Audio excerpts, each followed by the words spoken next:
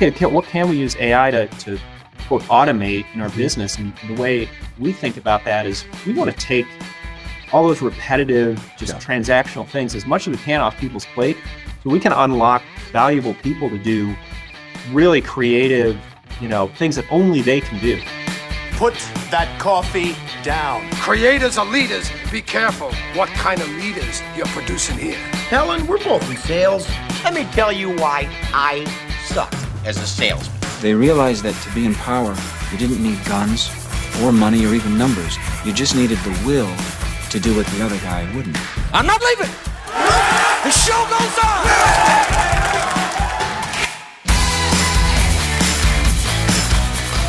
Well, hello there, friend. Welcome back to the Construction Leadership Podcast. I'm your host, Bradley Hartman. I'm excited to bring to you today my conversation with Mr. Steve Swinney. He is the Chief Executive Officer at Kodiak Building Partners.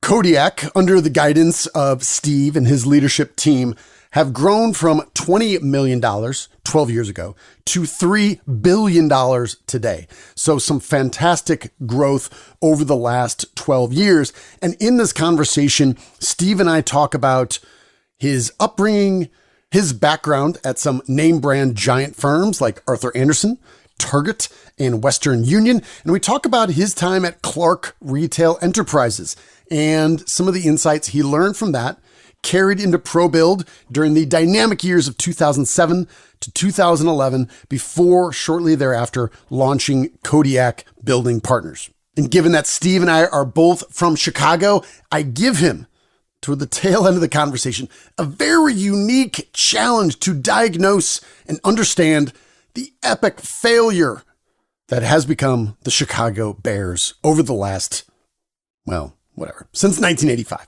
So that's where we close. Along the way, we talk about leadership. We talk about communication. We talked about this fascinating distinction between decentralization and locally led leadership. And I think there's something there that is worth thinking more about. We cover all of that and more. You, my friends, are in for a treat. I'm very confident this is going to be worth your time and attention. Please enjoy my conversation with Mr. Steve Swinney, CEO of Kodiak Building Partners. As always, thank you for listening. So, Mr. Steve Swinney, welcome to the show. Brett, thank you. Great to be here with you today, and looking forward to the conversation. Likewise. Let's start back near the beginning. I want you to go back in the way back machine right now, Steve. You're 12 years old, maybe sixth grade-ish. If you can, for me and for our audience, maybe geographically, tell me where you were, maybe give me a little bit of background about what's going on with the family and what were you passionate about? What did you love to do back then? Yeah, so I grew up in Chicago, or outside of Chicago in the suburbs there. When I was 12 years old, we were right on the cusp of the greatest football team in history, the Bears, 85 Bears. Yes. And really, so I grew up really into sports, actually. So that was probably at 12.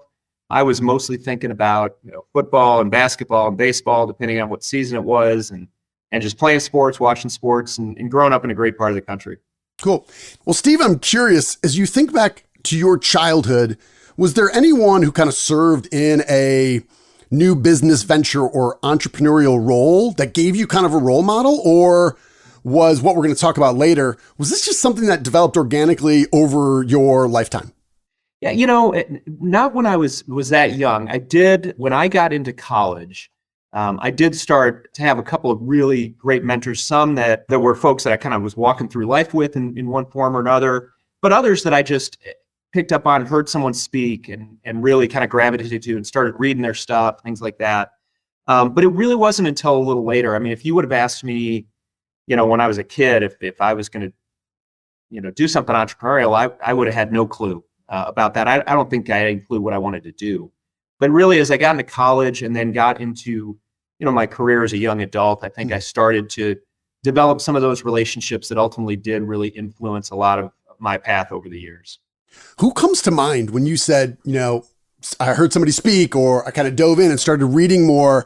Who's at the top of that list as you think about? Yeah, so in college, first one was hearing someone speak. Richard Rainwater He's passed out several years ago, but phenomenal investor and really builder of businesses with people. And heard him speak at the university I went to my sophomore, junior year of college, and it was just fascinating because I had no idea how to think about doing some of the kinds of things that he was doing, but just hearing him talk about his day to day and how he thought about businesses and people and building things was really something that, when I look back, was incredibly formative for me. And he never wrote a book or anything, but I would just read any article I could find of him talking about what he was doing, because the way he thought about investments and thought about the world was really fascinating to me. And it actually was one of the things that really influenced our starting Kodiak.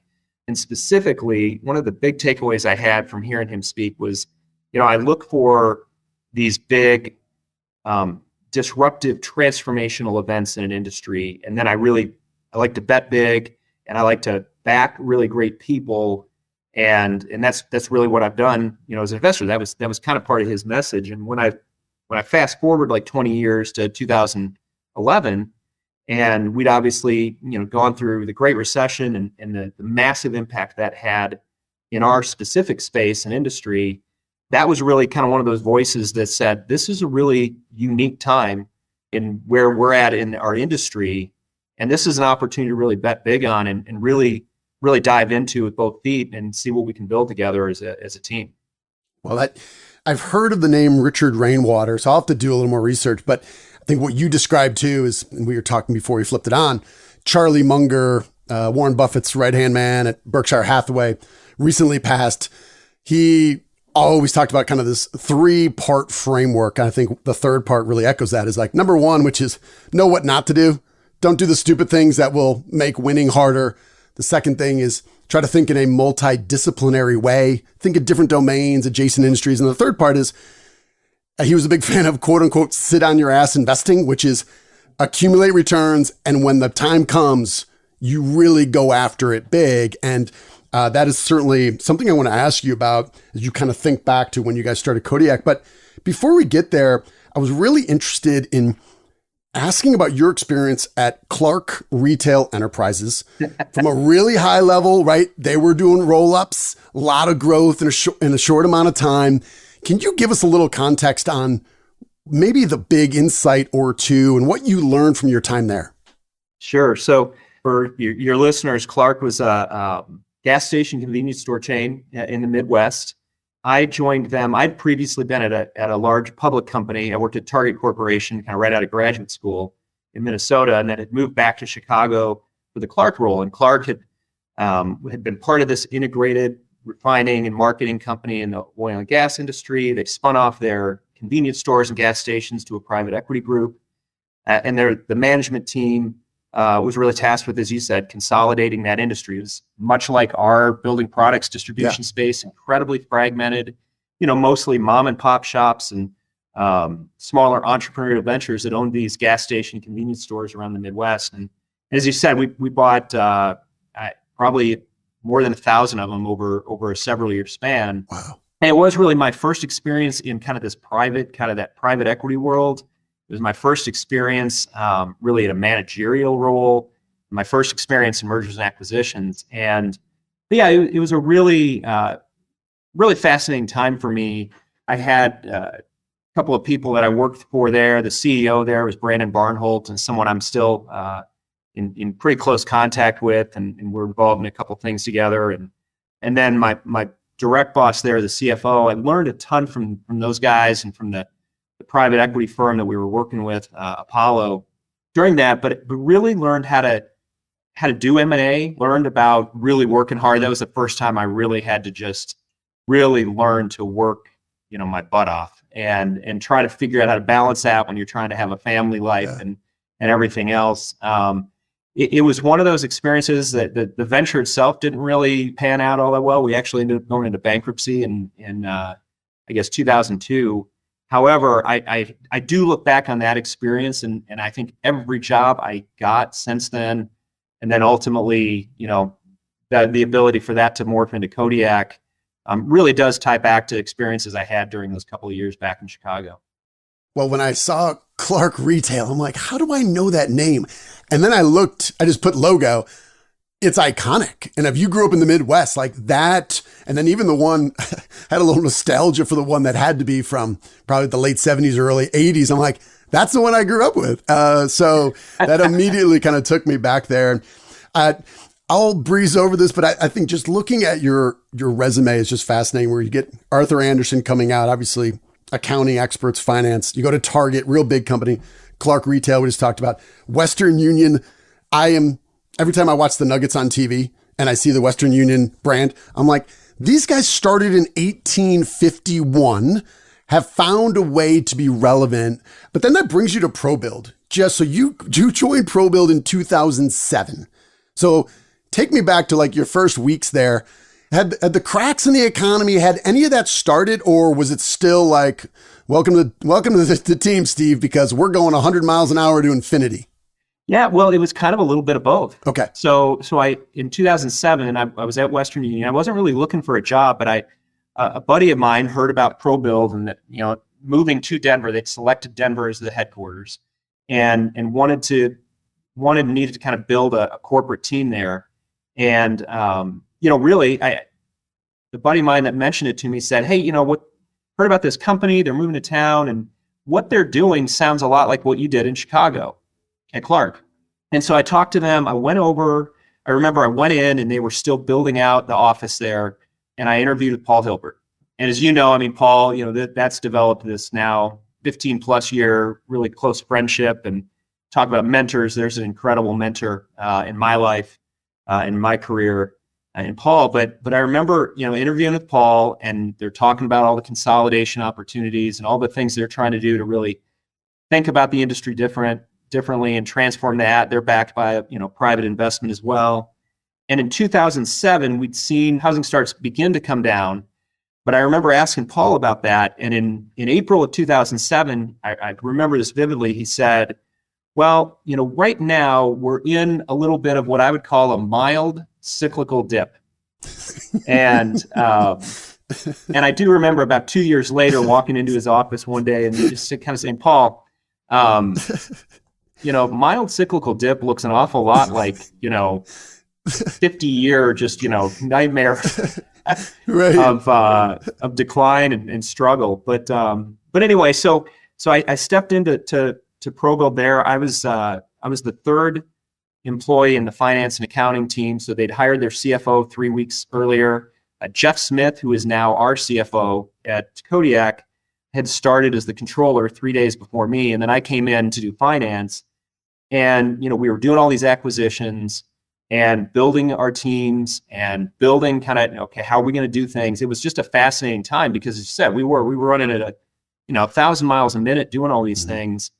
And then, as it unfolded, obviously, we then found ourselves in the Great Recession. And all of us, all of your listeners on this call remember just seeing our industry really gutted, by that thing, and several sustained years of just decline after decline and figuring out how to navigate through that. Had I known all that, probably wouldn't have taken the job, but what a fascinating experience. And we learned so much. And again, it's one of those things that I don't think that Kodiak happens or a lot of the ways we do things today here without all the things we learned going through that hard time. Yeah. So I had to look up Boreas, the god of the violent north wind in Greek mythology, known for a bad temper, which seems strange because and apparently his abduction of somebody named Erythia. Where does that name come from? And at what point do you kind of start putting together the team that becomes Boreas Partners? So, when you do a lot of stuff in private equity, you find that, the private equity firms have taken most of the Greek gods already. They already got the big ones. So you got Apollo and you got Ares and all this other stuff. Yes. When the five of us who really were kind of the team that formed Kodiak started working on this, and this would have been kind of in the winter, spring of 2011, the idea, it wasn't like we sat down one day and we're like, oh, we're going to build this, national building products distribution platform. The idea really evolved. And so very initially we thought we were kind of doing, and this was even before Paul got involved, by the way. It was myself and three guys that had worked for me at ProBuild. We thought it'd be really neat to go out and try to raise a little bit of money and buy a small company and work on, developing that and working with the team there. And then, maybe if that worked, maybe we'd do another one of those, maybe several years later. But as we got into it, our very first acquisition target, Barton Supply, was a construction supplies business here in Colorado. And so as we were working to raise money for that and kind of develop that plan, Paul and I sat down for coffee one day, and I just kind of walked him through what we were thinking about doing. And candidly, part of the underlying question was, Paul, is this really stupid? And, I got a young family. Is this the dumbest thing in the world I could do? Or what do you think? And Paul was really encouraging and just fascinated by the idea. And so as we started evolving, he got involved as an investor in Kodiak, and then as really, our chairman and someone to be a mentor for our team. We started really thinking through everything we just gone through with the Great Recession, what we thought that meant for the future of the industry, and we started building out that idea for Kodiak. In between those 2 points, we had this Boreas entity that we created to kind of, that was going to be the name of the firm that we started using to invest in these opportunities with. And it was really more about the fact that we all love the outdoors. We love Colorado and the mountains here. And we've got, my family's got a place up in Breckenridge and Boreas Pass and the Boreas Trail up there. Okay. Are places we love to go. And that was really where the name actually came from, was kind of this love for the mountains up here and naming it after that. And then it had kind of the side bonus that is kind of this, this Greek god name out here that we can draw on as well. Yeah. If I'm looking at from the outside, and I kind of see, or we've got Kodiak, obviously you got USLBM, you got Builders First Source. I think if just at a cursory glance of who they've been acquiring, you can see Builders First Source is really like national. They're looking for kind of the big splashy ones, a lot of components. USLBM is kind of looking for kind of top 1 or 2 in the markets and some kind of emerging markets. And then we look at some of yours and I see, okay, there is a very different strategy at play. We got appliance companies, we got drywall suppliers. I worked side by side and with building and then also buying from R&D Thiel and CCA. Have a ton of respect for those guys. And there's probably half a dozen guys who worked for them, basically running our jobs, who put up with me when I was 22 and 23 and 24 and like taught me how to build that. I can never repay them. So as you were going around, has that strategy kind of been consistent from the beginning, or has that morphed over time? No, that really has been there from the beginning. In fact, lumber yards and truss component, that whole lumber world was actually the last segment that we got into. Okay. If you look at our early acquisitions, it was Barton with the steel and rebar and concrete accessories. It was Jones Hart's and Great West Drywall Supply and in the drywall space. It was Gulf and Basco, which was really primarily in that they were kind of a unique one. They had windows, but then their core business was really appliances and cabinets. Yeah. And then we got New England Building Supply. And so it was very much, though, part of our strategy. And I think when you think about the way we think about business and creating value at Kodiak, we really do have a much heavier, I'd say, mindset and thought process of kind of that investor. I talked about Munger and Buffett, and I mentioned Grainwater. We really do approach this world as investors and then operators as well, but a very healthy balance of that, I think. And so I mention that because when you think about the formation of Kodiak, I was 38, I think, when we started the company. We'd just gone through the Great Recession that we've been talking about. And, at ProBuild, we were really focused on single-family production builders. So one subset of this, incredibly broad construction world, right? And, candidly, part of our thesis going in was we've got to be more diversified because we are in a very cyclical industry. And when we're very focused on one part of a very cyclical industry, that just heightens that. And so if I'm in my 30s, and at the time I had, I think, a 7th grader, 5th grader, 3rd grader when we started Kodiak, there was a part of our thinking as investors that said, we want to build a portfolio that's much more diversified, and not just for the sake of being diversified, but for the sake of smoothing out that volatility that inevitably comes in the building world. And so, how do you do that? Well, a big part of it for us was saying, we're going to serve all types of construction, which means we're going to get into all types of products. Hence, the steel and the lumber and the drywall and the appliance business. But there's very common theme through all of our companies. Every single one of them, including the appliances, and that's the world that gets kind of misunderstood, I think, the most for us. Every single one of our businesses is focused on the professional builder. It's a pro dealer company. Our appliance companies are pro dealer companies, our drywall companies, our steel, all of them. And so the way they operate are very, very similar. The key themes of what makes each of their businesses successful are very similar. And what's great, though, is that we get to participate in the single-family production world. We get to participate in the single-family custom world. Mm-hmm. We participate in a lot of repair and remodel. We do commercial. We supply commercial projects. We do infrastructure. And so because of that, when the specific lumber market is booming like it was a few years ago, we're not going to be riding that quite as high because it's one part of our business.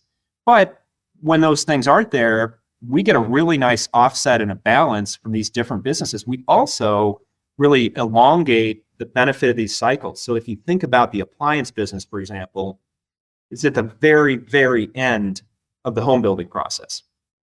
And so our steel guys are getting into the foundation of a project in a subdivision, right?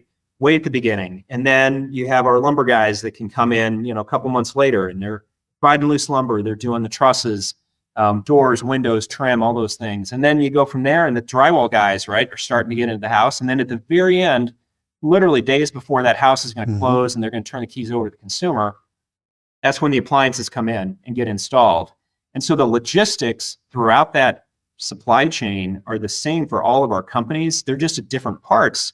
And so, this year, for example, as starts have been down, we've obviously seen correction in the lumber yards in particular. Our steel guys and our appliance guys have been just blowing and going, and because they're at a different part of the cycle. Yeah. And so that was really kind of some of the thinking that went into that of how do we be really diversified. And then another piece, and we'll probably kind of visit about this somewhere in the conversation here, that was really critical if you're going to be real diversified like that, is to be really locally led. Yep. And those really kind of had to go hand in hand. Well, I love this idea. We kind of talked about it briefly before, but there are some natural thoughts about, all right, you're doing a roll up, really fragmented industry. We roll them up together. We get them on the same ERP. We all get them buying the same way. We get economies of scale and we make billions. Super easy. And you said, I think there's this distinction between being decentralized versus locally led. And the more I kind of thought about it, I said, I don't know how well I will do framing a decent question for you, but I think it's really important. So maybe just talk to me a little bit about the conversation with you and your leadership team about maybe if there has been a transition, or what is that distinction between decentralization and being locally led? So I think I think the evolution that has happened for us, and this will continue to have to happen, is that I think as we've worked together and built this business over the last 12 years, I think we keep learning and we keep evolving in how to be most effective at deploying the model. And part of that is really even understanding it for yourself. Sometimes you're doing things, I think, because you're creating something. Sometimes you're doing things, but you don't really, it's not like you have this end goal and you're like, oh, well, we got to do these 18 things and we're going to do this one first and this one second and so on. It's evolving. Mm-hmm. You're learning and you're tweaking the model and you're thinking through what does it really mean? And sometimes you're just changing the language because you realize, well, when I say this, it's not really communicating what I really, what's going on in my head and what I mean to say. Sure. So all that has kind of gone on in the evolution. But I think that distinction is really important because, I would tell you that we've used the word decentralized a ton, and it's probably accurate, but I don't think it best describes it. I think locally led is what really best describes what we try to do. And ultimately what that means is we want to be locally led because we've got phenomenal leaders in our companies. All of our, we've got 40 companies around the country. They're fantastic.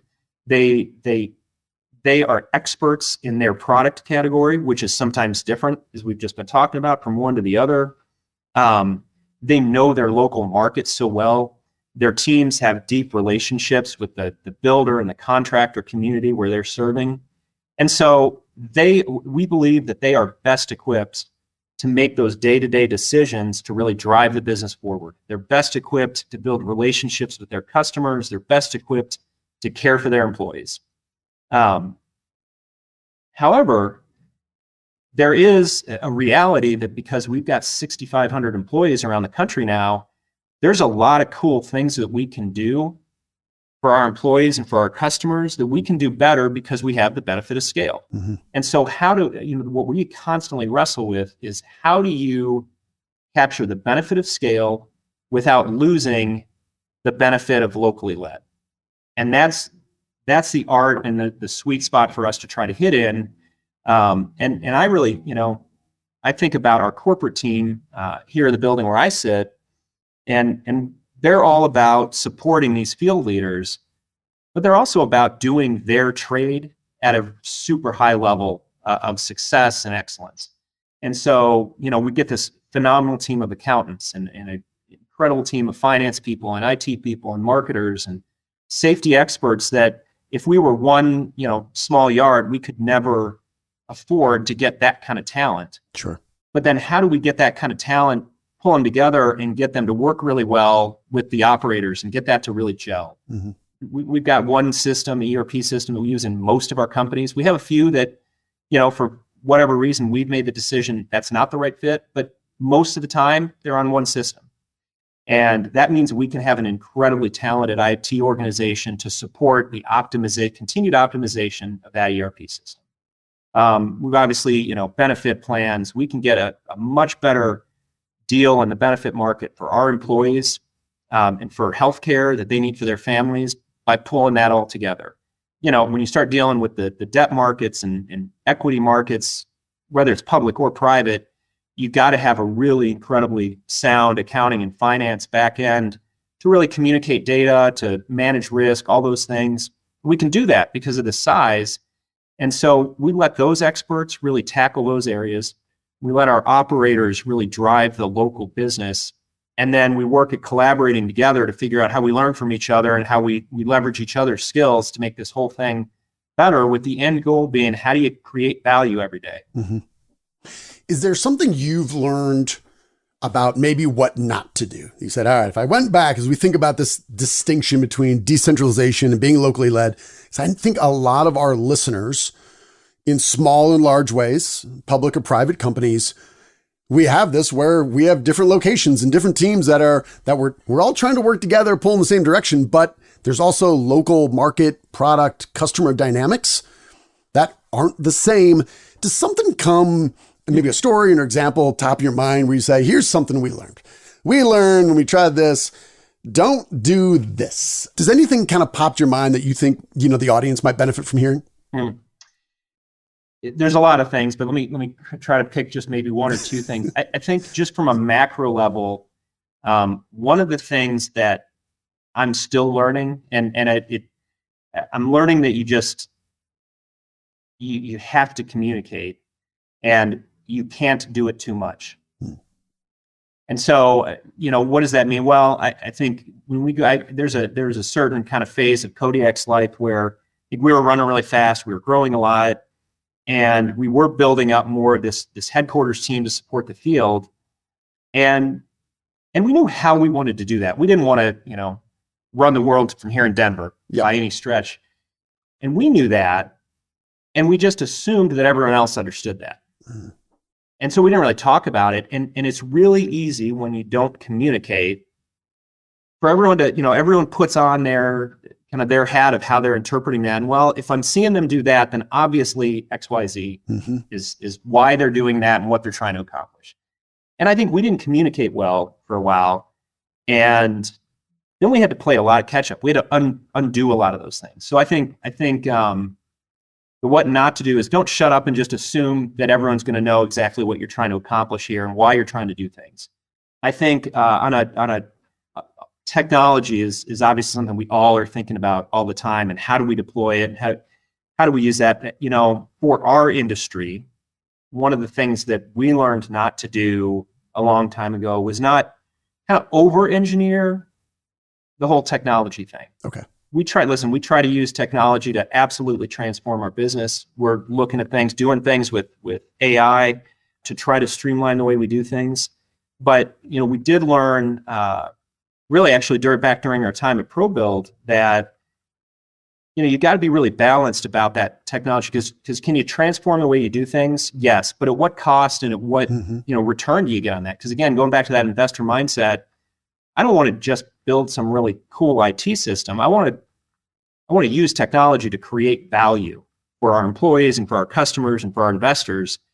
And so really thinking about the balance between the investment and the return that you get on those things that you're looking at, I think has been something we've been learning more and more. That'll really come in handy, and I think will be a fascinating path to go on in the coming years as we do think about, okay, what can we use AI to quote, automate in our business? And the way we think about that is we want to take all those repetitive, just transactional things as much as we can off people's plate so we can unlock valuable people to do really creative, things that only they can do. So let's get the system to do things they can't, there's all kinds of ways to do it, but we want like that local AP person to be more focused on building relationships with their vendors and with the purchasing staff than just processing, right, all these tickets day in and day out. So it's things like that. I think those were big learnings, things not to do for us. And I do agree that just in general, you can get pretty far by just not repeatedly making the same mistakes over and over again that you've either made or you've seen other people made. You can build a pretty good career, I think, just out of that. Yes. Well, this will be a counterpoint to that, I think. I know a handful of people that have worked alongside you or work at companies that are part of the Kodiak family. So I'm going to read something to you. I don't want you to deflect it. I don't want you to self-deprecate. I just want you to soak it in. And then I'm going to ask you about some of the mechanics behind how you can get this sort of result. So this one person texted me this, and it was a little bit slightly more aggressive. I'll explain why. Aggressive way to share a sentiment that several other people had. I basically said, hey, talking to Steve on the podcast, anything I should ask about? This was the quote. Total badass. He started this from nothing and has had a lot of obstacles. He doesn't take no for an answer. And I know you'll deflect this. He hasn't made one wrong move yet in all of his acquisitions. He is just a F word, gerund, so ing, leader. I love the guy. So in other ways, slightly less aggressive with other sorts of language. I've heard the same thing. So number one, I would say congratulations on that. Like I hear that, I'm like, that's what I want. I think everyone who listens to this, that is what they want to hear from people. Are there some really broad leadership themes or things that you do, knowing that you just told a story about maybe under communicating? These are people that feel really well communicated with. They are being led and they really like the act of followership with you. Are there some fundamental tenets that you say every day, every time I'm, whether I'm on a podcast or I'm visiting this location or this store, this is what I'm trying to do? Are there any really broad things you can share? Yeah, well, first of all, I'm going to try to figure out who that was or get you to tell me because I will not. But Christmas time here, and I feel like I ought to send him a fruit basket or something here. I actually. So first of all, it's not self-deprecating to say that. Look, obviously, we've made a million mistakes here over the last 12 years. Like I said earlier, the point is you just don't want to keep making the same ones over and over again. Correct.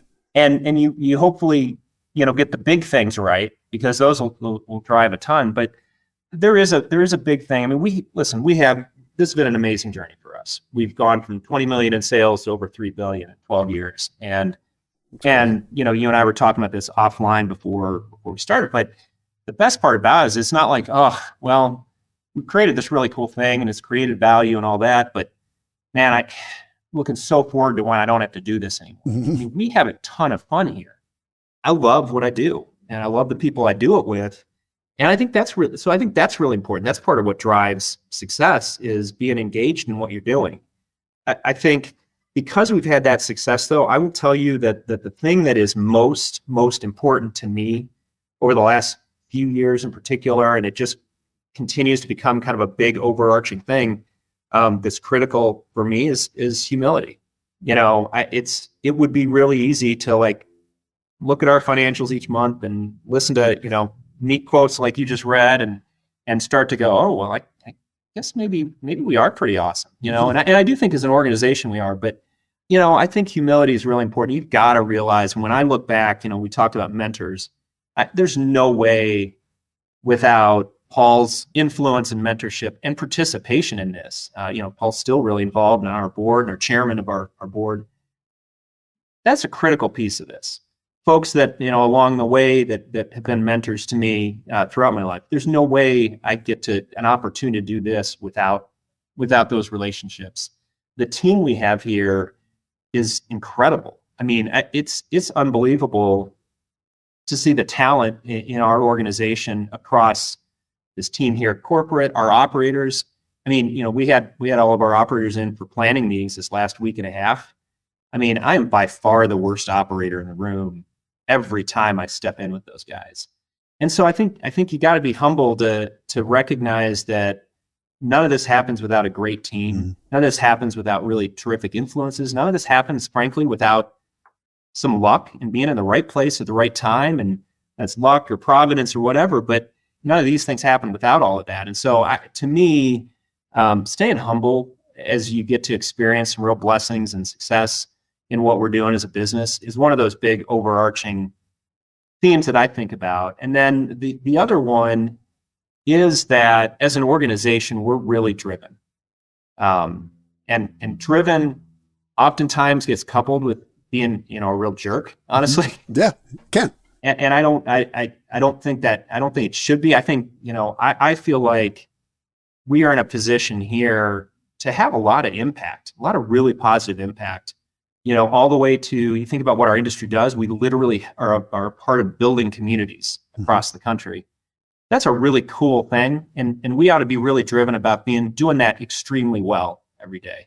We're really driven to create an environment that hopefully you want it to be 1,000, 100% of your 6,000 employees. You want them to be super engaged, where they wake up every morning and they're like, I'm a part of something that I'm really proud of. I want to go the extra mile for this organization. I know what they're looking for from me. I know they care about me, and we're all going to create something really special together. That's the environment you get a chance to create, and we ought to be driven about doing that day in and day out. We ought to be driven about collaborating with each other, because that whole team that I've talked about, there's so much talent in the room anytime we get together. And we have to be driven about how do we get everyone collaborating so well that we can actually really get the best out of all of us and the best together, because that's where you create value is with the organic involvement of all of that. So I think being driven, being humble, being collaborative, being someone that has integrity and an organization that has integrity, which doesn't mean you do everything perfectly and it doesn't mean you do it right all the time. But it means that's what you're striving for, is to do things the right way. I think all of those are factors that just really come into play for, how does this all work each day, hopefully? And when it works well, what does it look like? Steve, I'm watching the time here. We talked about some of your successes, and congratulations there. I do want to finish with a little bit of an epic failure here. You mentioned the 1985 Chicago Bears, which is accurately the greatest team of all time. It's undeniable. Since then, by the way, we should also talk later how they only won one championship with that team and all the Hall of Famers is fascinating. But here's the deal. Here's the situation. Here's what we're going to close. So you get a call from the Chicago Bears. They're like, hey, listen, we've narrowed down our list of people who are going to help us turn this thing around. We want someone who knows about leadership. We've got Theo Epstein. Talk to him. Decent ideas coming out of that guy. He's done a few things decently well. And we've got you. You go into the Bears and you say, listen, I'm going to start off with a couple questions to figure out what in the hell is going on that creates, at best, mediocrity since Rex Grossman took them incredibly to the Super Bowl. What questions do you start to ask to diagnose what's happening with our hometown football team? Well, wow.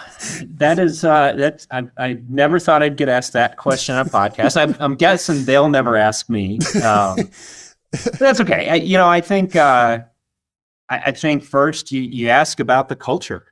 I mean, We ask that every time we look at an acquisition. Our first diligence point is about the culture.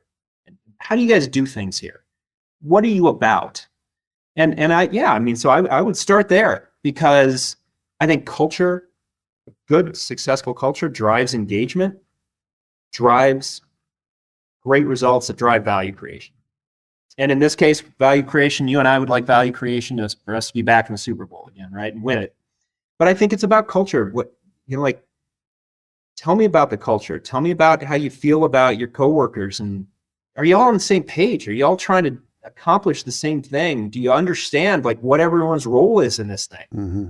And it is interesting. I mean, that is really, whether you're playing a sport or you're running a lumber business or a appliance company or anything else, you got this at the core. You're getting a big group of people together to try to accomplish something. And if they don't trust each other, if they don't work together, if they don't value each other, if they don't know their role, and all those things aren't happening, well, then you're going to get mediocrity or worse. Yeah. And so I think culture would be the very first place I would start. And then I think, and again, this is our locally led model, but the second thing is you don't try to be the one who solves and fixes everything. Yeah. Because you don't know best for everything. At best, you might be the expert on one small sliver of the whole thing.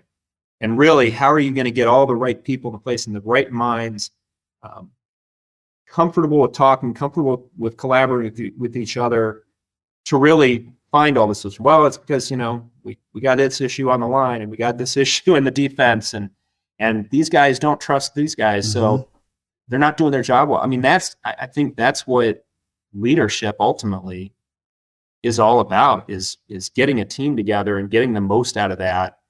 So I guess that's where I'd start. Yeah.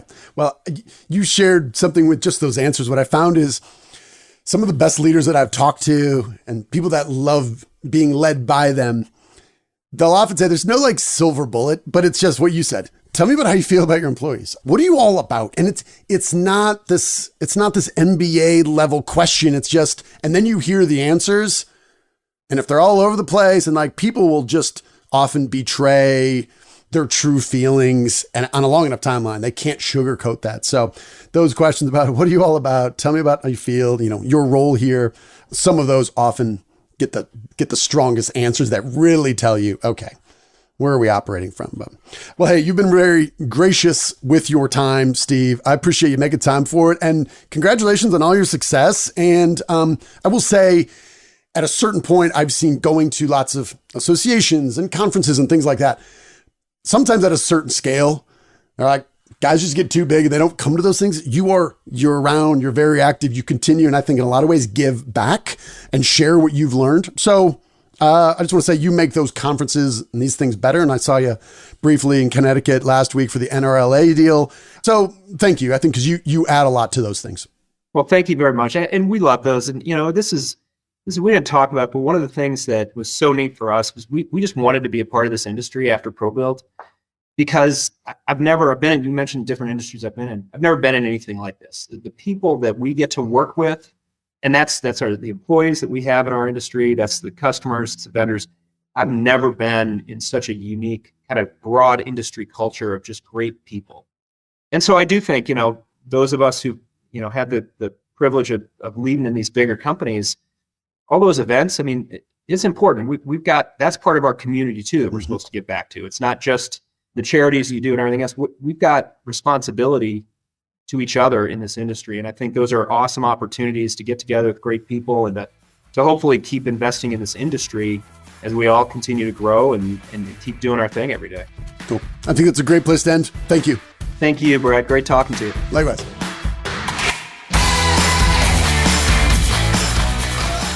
All right then, friends, how did that go? Hopefully you enjoyed my conversation with Mr. Steve Swinney. If you did, please do us something small little favor, if I may.